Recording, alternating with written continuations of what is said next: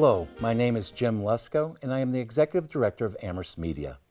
On Tuesday, March 7th, we held a forum in our studio to address the current question confronting the Amherst Select Board and Town Manager.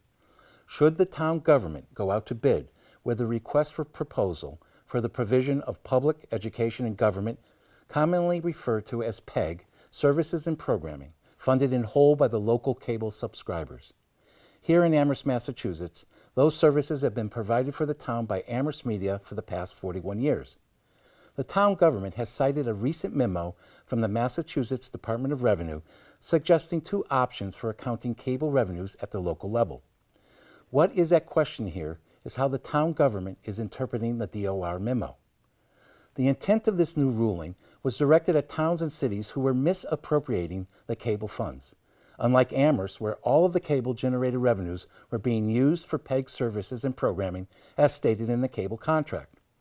Amherst Media has tried to provide legal alternative mechanisms for revenue disbursement that does not require undertaking an RFP procurement process.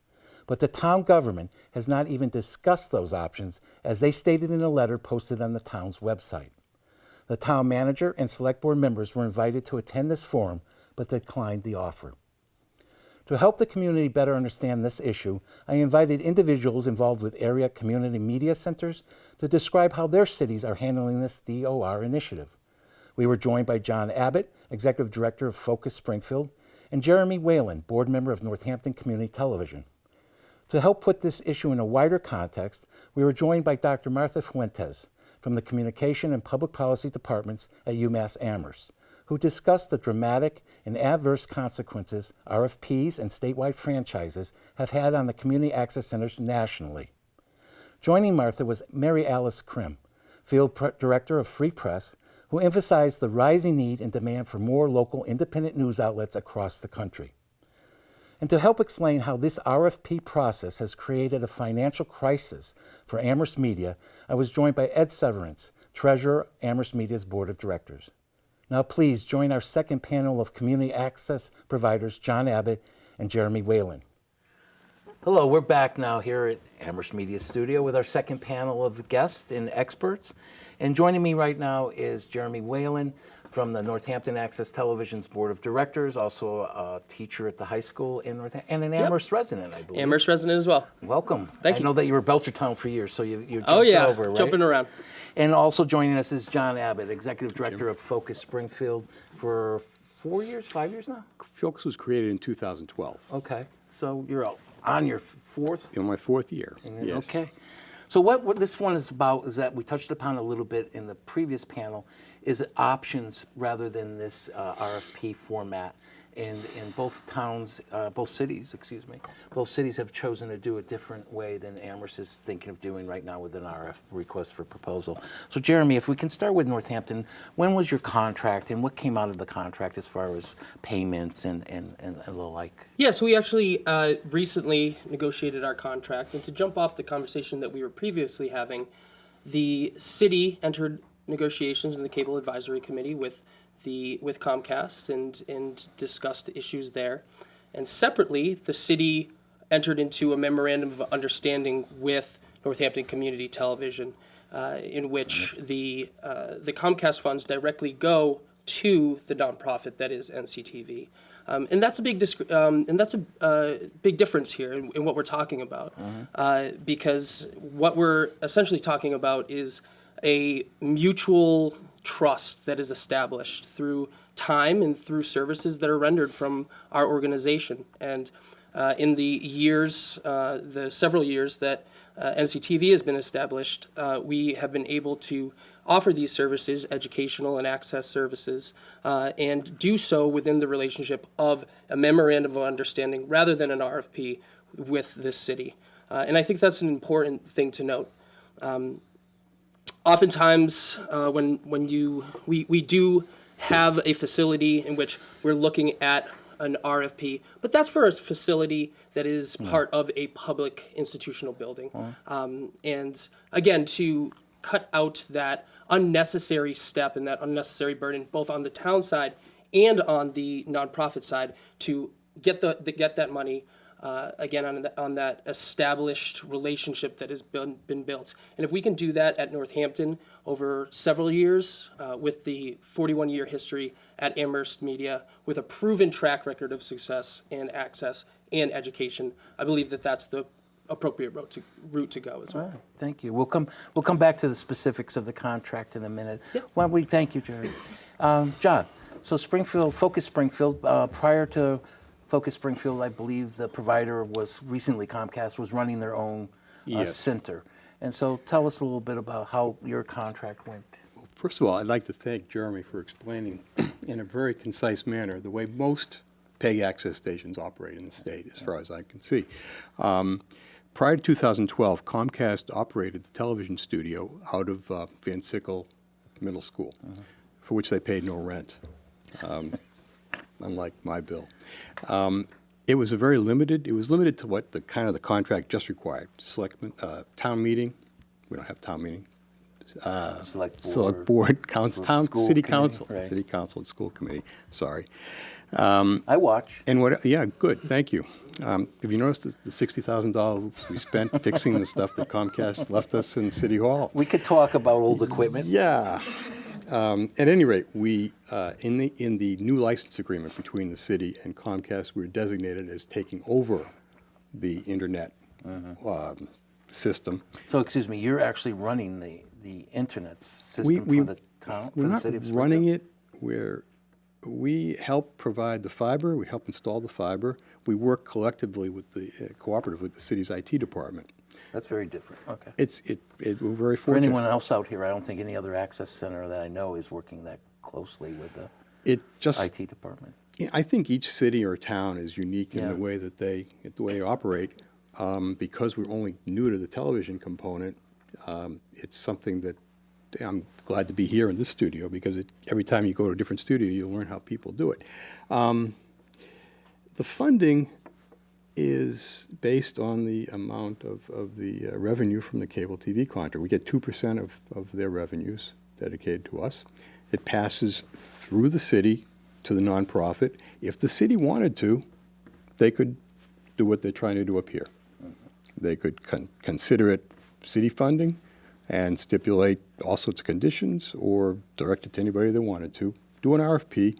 But I think the RFP limits your ability to operate in a way that doesn't limit 501c3 from operating. City, we're not a city operation. We're independent board of directors.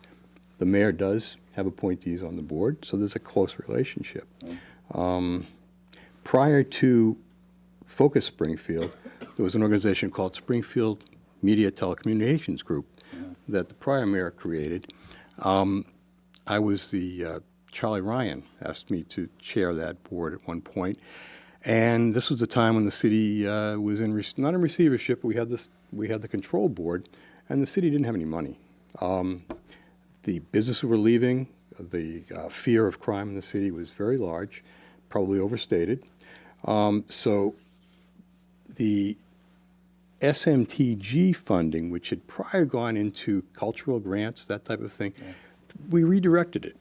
We helped procure the ShotSpotter or gunshot detection system that's in operation now. We started to lay fiber to support that system, so we put in about an 8-mile loop.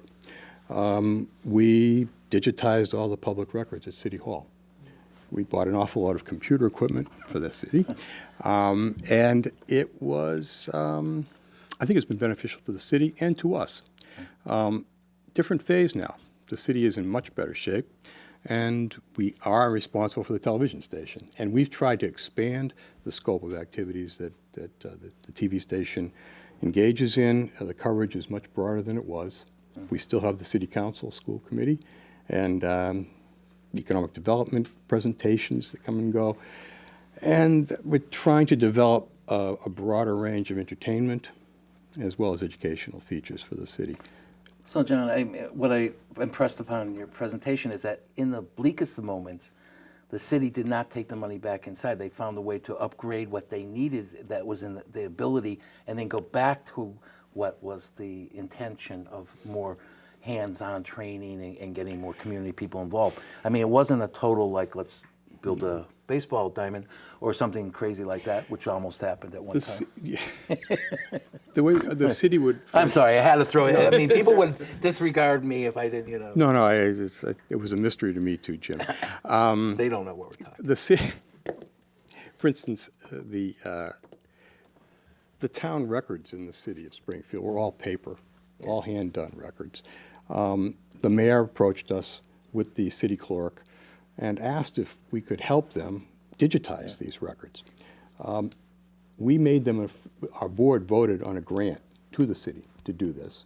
The city was happy. We went out, we got those services without having to go to the 30B process.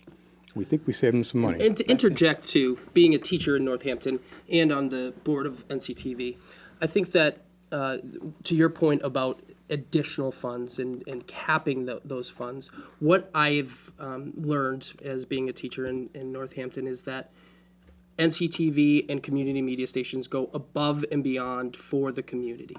These are members on the board that have the same mutual interests in that community and live in that community and are residents of that community with children in that community and needs that are served in those communities. And so that accountability, that transparency, and all of those things that the town and the select board seek to uphold, we seek to do those same things. And also, on top of that, it takes some of that bureaucratic red tape out of the equation. So, for instance, I have a computer inside of my classroom, and the hard drive fails. Going through the funds from the town, which I can put in purchase orders and requests and do frequently through the process of the town, I can't afford to have that computer be out more than a day. And you know who's there to save the day at the when I need that hard drive? It's NCTV with the funds appropriated for education purposes for our community that can come in and say, no problem, we're going to ship it on Amazon, somebody that is not an approved vendor in Northampton Public Schools, and we can get the job done. We can get it done more efficient and faster and serve the community the same way. And I think what a lot of times get lost is, that's very well said, thank you.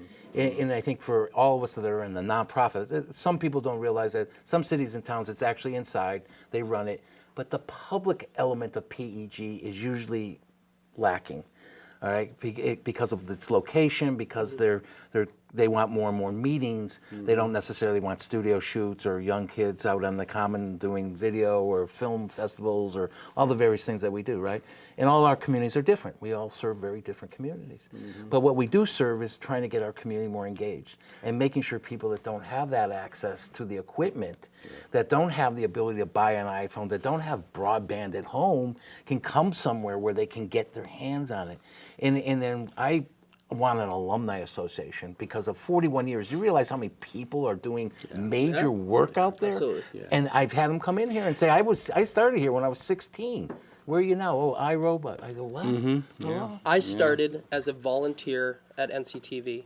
I was going to UMass, and I walked into the campus center media lab, and I said, this is not good enough. What can I find in the Valley? And I started taking on equipment at Amherst Media, and I started volunteering here and at Northampton Community Television. And from there, I got a job at NCTV. And from there, I got a directorship in California. And from there, I came back to my community, and I started teaching the kids where I learned everything that I know from the community centers that I was taught at. And so that's a very important part, too. We're not only talking about numbers on a board, we're talking about livelihoods here. We're talking about employees and members and putting individuals to work in our communities, for our communities, educating and providing access, transparency, and accountability in all facets in our communities. Well, I'd like to, unsolicited. I'm new to this business, and two of the operations that we hold up as models are Amherst Community Television for the longevity and the relationship that you've always enjoyed with the community, and for the most part with the town government, I believe. Likewise with Northampton, same thing. It's based on the dedication of the people and the relationship that they've established with the community in the town.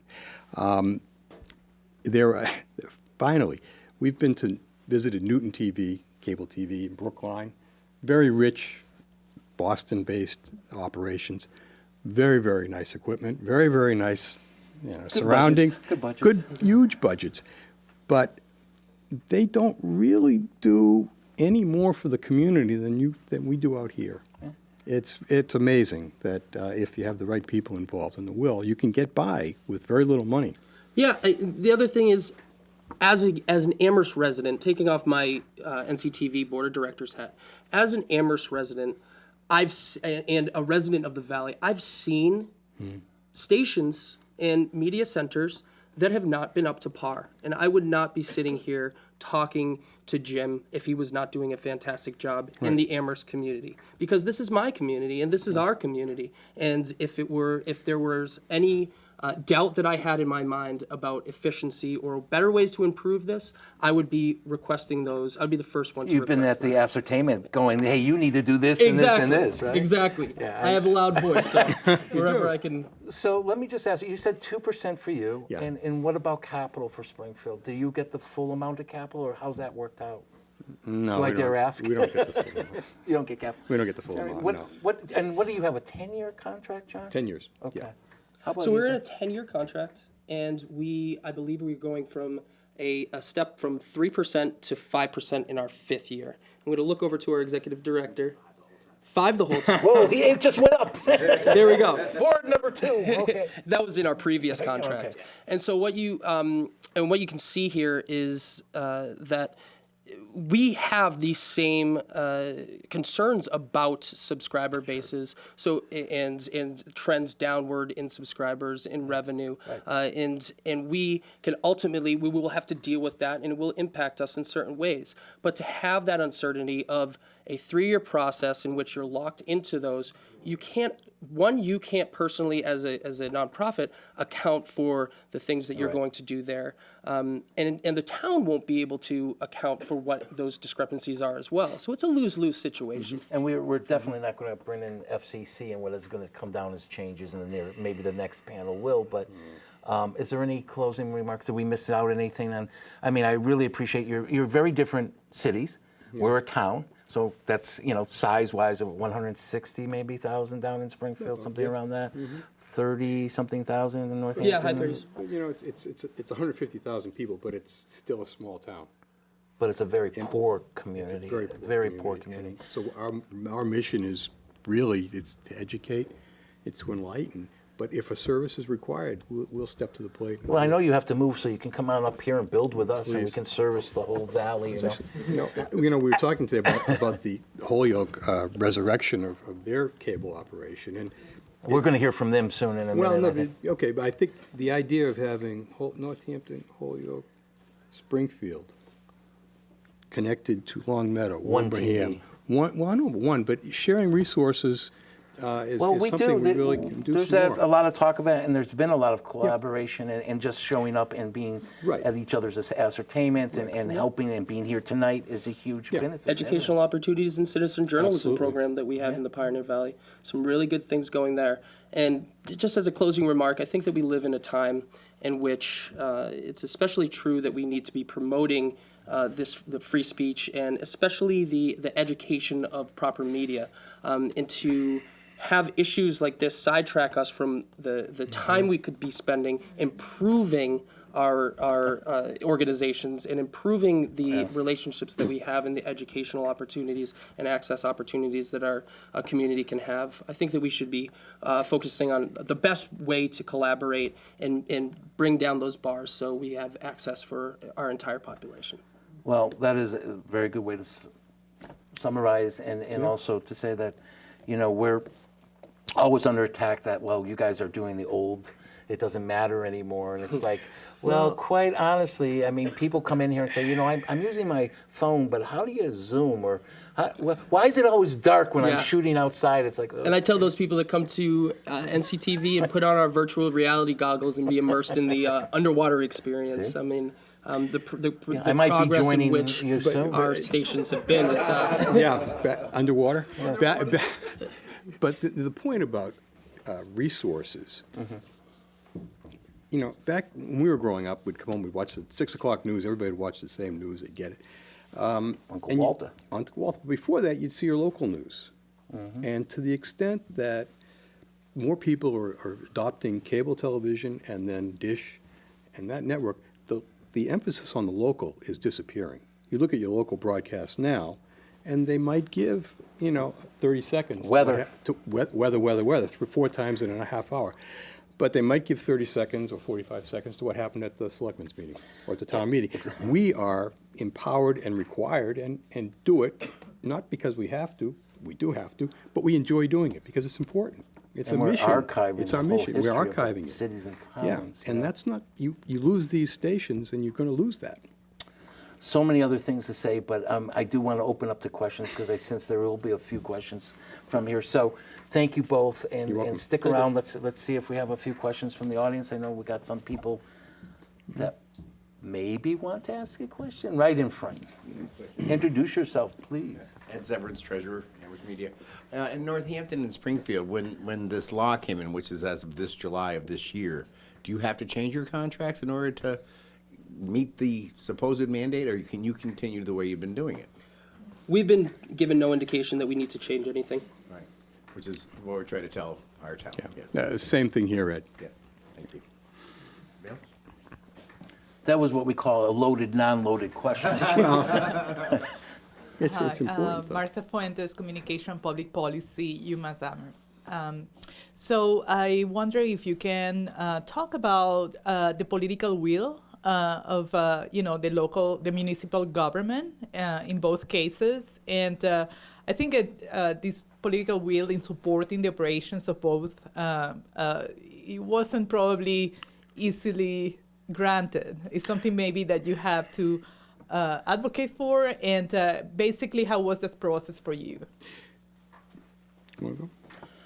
Yeah, it was a fairly easy process in Northampton, and that was only because we had an established trust and relationship with the city government and with the city council and the mayor. And so, as all of the establishing of our organization, its current state, came from a need from the community. So they said, we do not want a private cable provider providing the services that our community should be providing. We want some change. And so that grassroots organization led to the current state and creation of what we see now. And so that desire from the community mixed with a proven track record ultimately led us to the situation where we enjoy a very good relationship with the city, and thus our contract negotiations go very smoothly. We want the same things, and we ask Comcast, our provider, for the same things. Additionally, I would also say that the individuals that are on our board of directors are not exclusive to just average citizens. These are one is appointed from the mayor, one is from the Cable Advisory Committee, and one is from the school committee. So you have voices at the table that are direct representatives of our community as well. And so those pieces of the puzzle are also contributing, so all voices are heard. As I say, we only started doing this in 2012, and Comcast had been doing it before.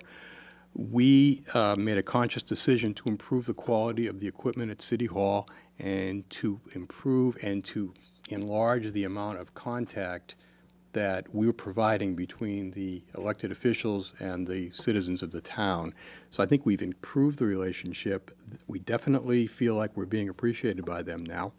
And we know that people are watching because when we mess up the audio, like occasionally happens, you get calls. So it's nice to know that they're watching what you're doing. But I'd say we get along great with all the folks. And I think that's the key to any of these relationships, whether it's a 30B process or not.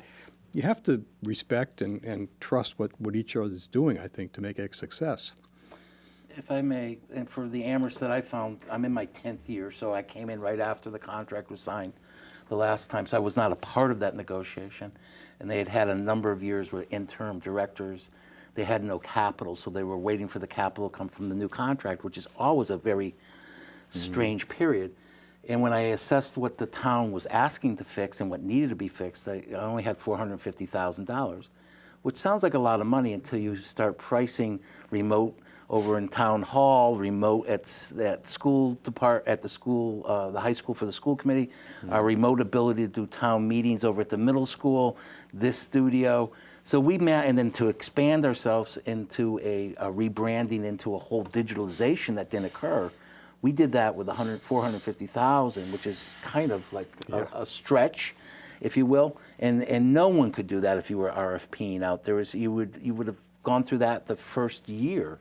So I mean, it really, I think our Ed alluded to this, but we've always been, people are shocked at what we do for $300,000, and it is because we draw from the colleges, as you know. We want those interns. We want the community to come in and do shows. We want the people to help us videotape and make their own shows.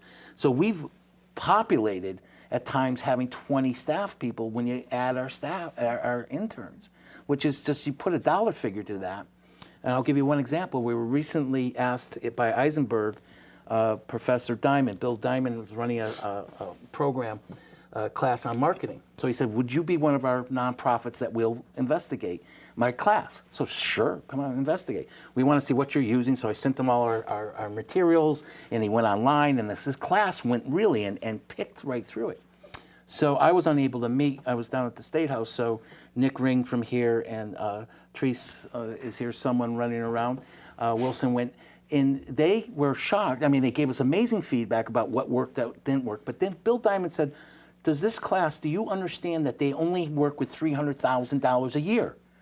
He said, I've worked professionally. This is a $5 million operation for $300,000. That's what he stated to the class. He says, you got to understand, this is an amazing amount of work. And I think all of us are like that. It's if you truly put the value on what we do, and the cameras that go out, if you had to really rent it, and the use of the studios and the equipment and the use of our space, you start adding it up, it's in the millions every year.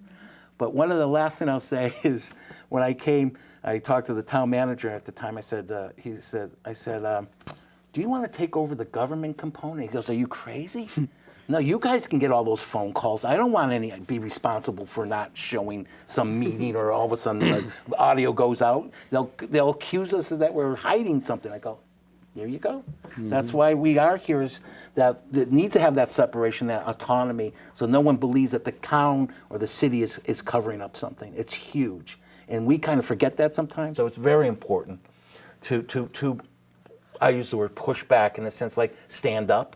And I think that's what Amherst, and I'm so really honored to be, amongst people that are willing to come out to a meeting and say what they think, to write a letter, to make a phone call. We've had, I mean, I feel the select board has maybe still dug in, but they're feeling the pressure of that this is maybe not the best way to go.